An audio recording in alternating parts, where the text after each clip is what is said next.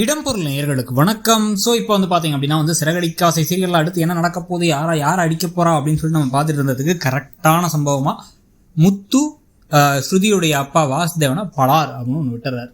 இந்த ப்ரோமோ வந்ததுக்காக தான் நமக்கு கிட்டத்தட்ட 6 நாள் வெயிட் பண்ணோம். 6 நாள் நிஜமாவே கதை ஸ்லோவாக போச்சு. ஏன்னா அப்படின்னா மற்ற சீரியலில் இதை ஒரு 6 நாளுக்கு பதிலாக 60 நாள் இல்லாட்டி கூட அட்லீஸ்ட் ஒரு 20 நாள் ஆச்சு கொண்டு போவாங்க. 2-3 வாரத்துக்கு மெதுவாக ஃபங்க்ஷனை ஆரம்பிக்க, ஃபங்க்ஷனில் ஒருத்தவங்க நடந்து வர, ஒருத்தவங்க முகத்தை காட்டன்னு கொண்டு போயிட்டு இருந்திருப்பாங்க. இது கொஞ்சம் வேகமாக போனாலுமே நம்ம இந்த கதையில் இந்த அளவுக்கு ஸ்பீடை எதிர்பார்த்துருக்கோம் அப்படிங்கிறனால நமக்கு கொஞ்சம் மாதிரி போர் அடிக்கிற மாதிரி இருந்துச்சு. எப்படியோ இப்போ அடுத்த வாரம் தான் முக்கியமான சம்பவமே நடக்க போகுது. ரோஹிணி ஒரு பக்கம் திட்டு வாங்கிட்டாங்க. கடைசி வரைக்கும் உங்கள் அப்பா வரவே இல்லை, உங்கள் அப்பா வரலையா, என்ன ஏமாத்திரியா, நீ என்ன வரலன்னு சொல்லி தொலைய வேண்டியதாங்கிறதோட விட்டாங்க.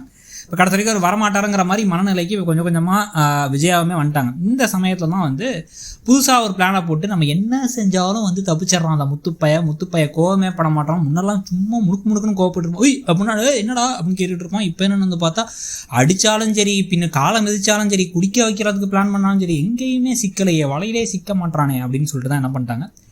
நம்ம என்ன பண்ணுவோம் அப்படின்னா மீனா மேலே ஒரு பழியை தூக்கி போடுவோம் அப்படின்னு விஷயத்த பண்ணுறாங்க. அதுலேயும் அவங்க யோசிச்சு கூட பண்ணல, எதேச்சியா இதை யூஸ் பண்ணிப்போம் அப்படின்னு பண்ண மாதிரி தான் தெரியுது.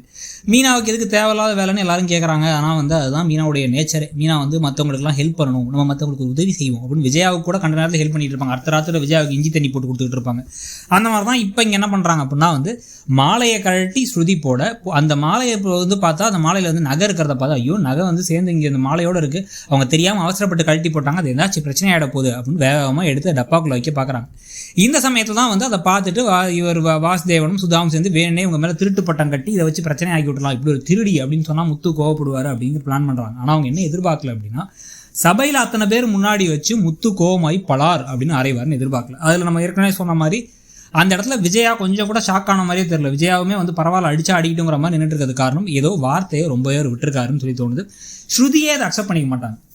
ஸ்ருதியே வாய முடுங்கப்பா, என்ன நினச்சிட்டு இருக்கீங்க, மீனாவை பார்த்து எப்படி இப்படி வார்த்தையை சொல்லலாம், மீனா அந்த மாதிரி அடுத்தவங்க பொருளுக்கு ஆசைப்படுறவங்க கிடையவே கிடையாது, எப்படி இப்படி பேசலாம் அப்படின்னு சொல்லிட்டு அதே சமயத்தில் முத்து அடித்ததையும் எதுக்கு நீங்கள் ரவுடி மாதிரி இதுக்கு எங்கள் அப்பா மேலே அடிச்சிங்க கை வச்சிங்கன்னு கேட்டாலும் கூட இதனால குடும்பம் உடையாமல் இருக்கிறதுக்கான வாய்ப்பு கிடைக்கும். ஆனால் வாசுதேவனுக்கு அவமானம் மட்டும் கிடச்சிரும்.